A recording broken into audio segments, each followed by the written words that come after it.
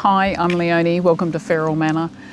For those of you in southeastern Australia, I have no need to tell you that last week was not a good week for gardening. We had heatwave conditions for the latter half of the week, which meant that the only thing we got around to doing really was watering the garden in the morning and the evening just to keep things ticking over. We were really fortunate. The watering system Steve put in December has been keeping everything running, and so the garden actually looks quite lush. It's not bad at all, but it doesn't tell all the story because, as I've said before, our real productive season is actually the second half of summer, so going into late January, February. At the moment, there are lots of grapes on the grapevine, so we're really hoping we'll get another good crop from that vine this year. And of all the fruit trees, the nectarine is doing particularly well. So it's close, probably a couple of weeks, maybe 2 weeks off. The grapes and the nectarines aren't on a watering system, so we really have to be careful about making sure that they're getting sufficient water to keep the fruit in the best possible condition. And we've noticed that apart from the apricots, we've also lost a lot of fruit off our apple trees, who also seem to have been suffering from that water stress. But I thought this was a great opportunity, seeing there's a lot of stuff around, to give you a tour of our garden. This is one of our more productive beds at the moment, and you can see we've got lots of kale here. It's a bit hard, but over in the far corner I've got beetroots growing and they're ready to be harvested, and I have got some more beetroot seedlings coming along on my potting bench. The other thing which is interesting here, I planted snake beans along here in November, hoping that the weather would be warm enough, which it probably was, but the overnight temperatures were cold, and these have sat and sulked for the past couple of months, and finally they're starting to take off.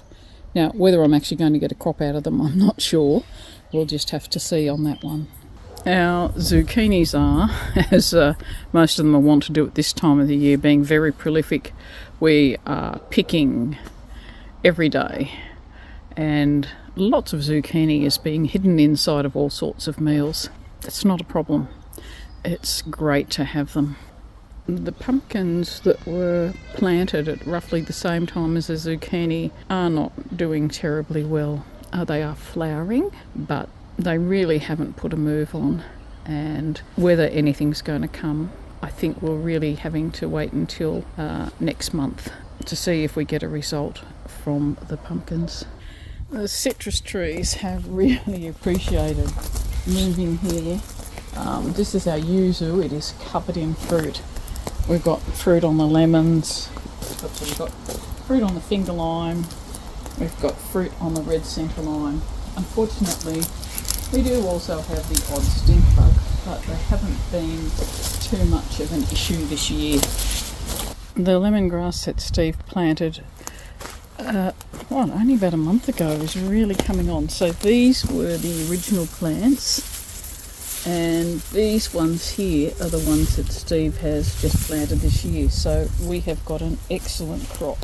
Again, they're on the watering system, so that is really helpful. This is the newest section of our garden bed, and we've got a few things here. We've got my potato tower, which I'm just holding out. I'm planning on harvesting that very shortly.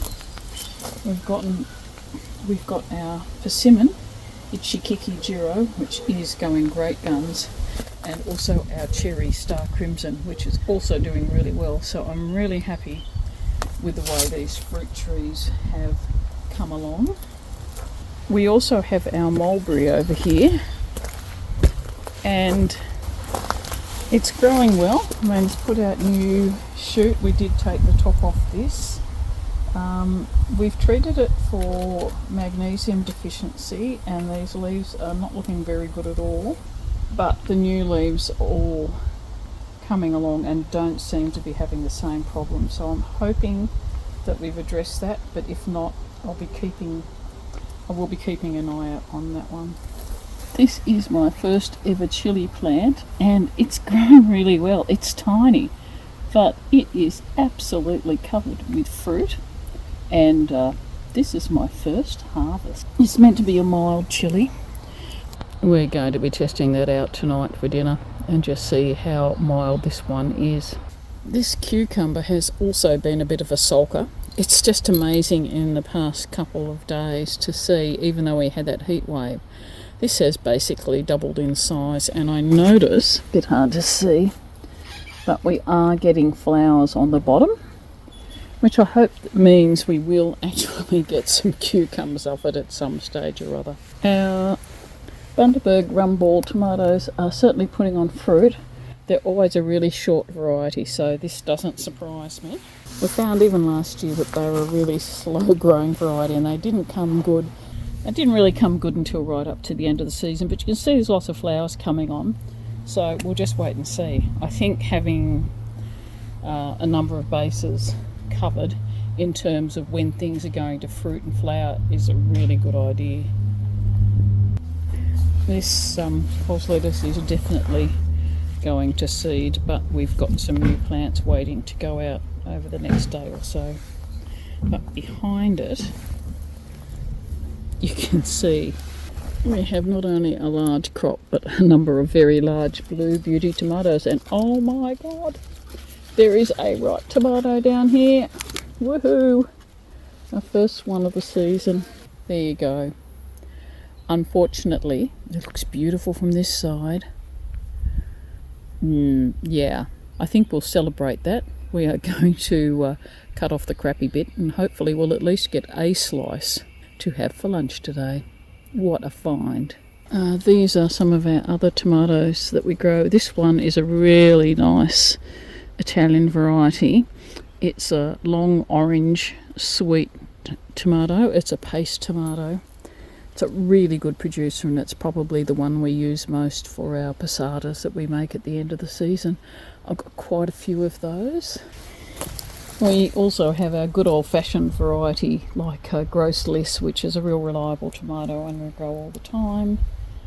As you can see, there's dill everywhere, and that's the other thing. We've got a lot of herbs growing in the garden at the moment. There's chives over in the back.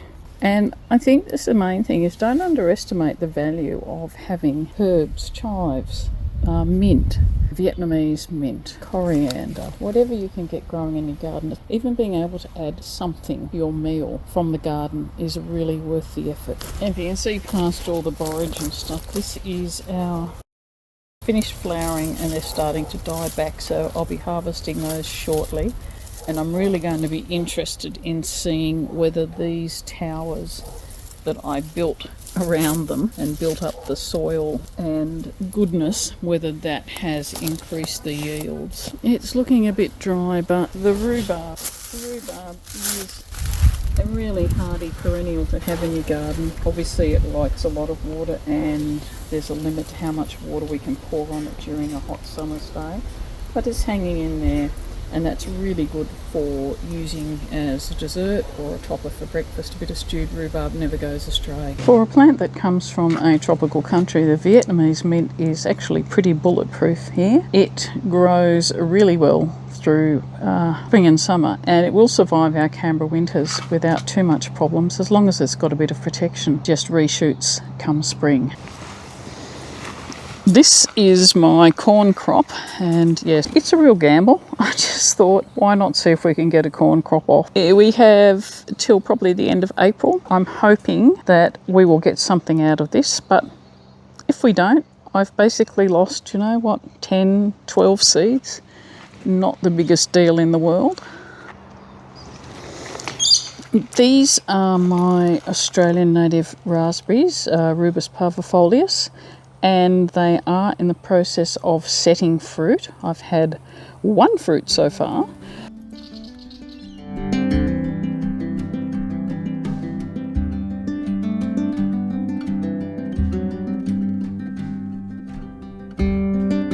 If it comes off in your hand, must be ripe.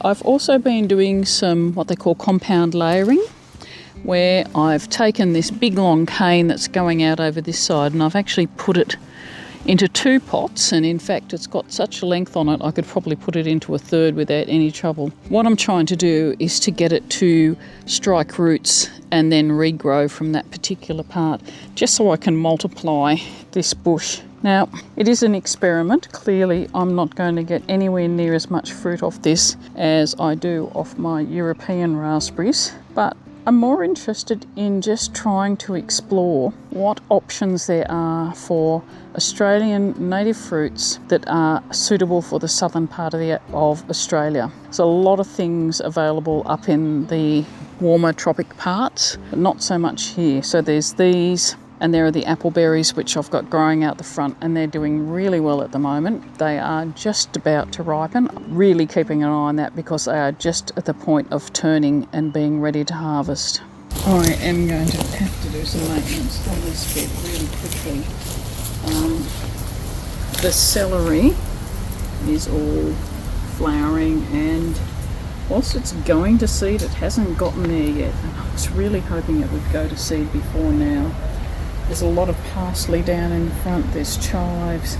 Obviously the celery is getting all through the tomatoes, which is what's really annoying me. I really want to get the celery out, give the tomatoes a better chance. That is something that's going to happen, well, it's on my schedule for very soon, sometime this week hopefully.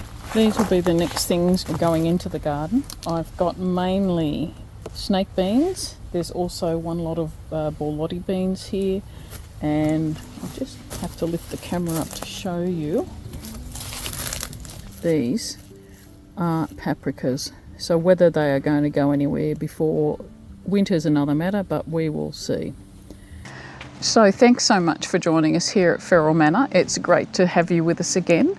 And please, if you know anyone else who's interested in gardening in a cooler climate part of Australia, then let them know about our channel.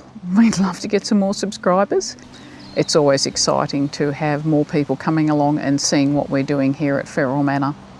So we'll catch you next time. See you later. Bye.